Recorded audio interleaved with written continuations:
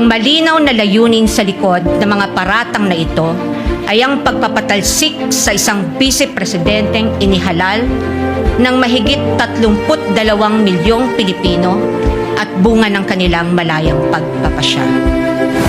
The Constitution does not only speak to the Vice President, it also demands the same standards from the prosecutors.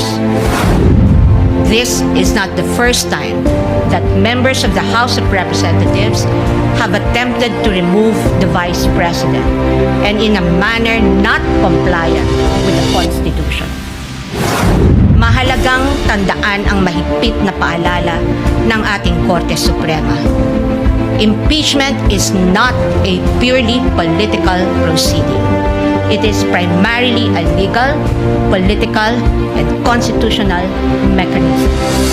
Ibig sabihin, kailangang naayon sa batas at konstitusyon ang anumang proseso nito.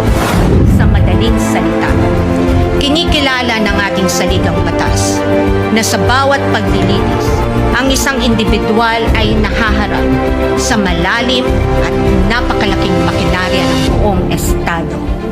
At ang tanging sandigan lamang niya laban sa anumang pang-aabuso ng kapangyarihan ay ang kanyang mga batayang karapatan sa ilalim ng ating konstitusyon.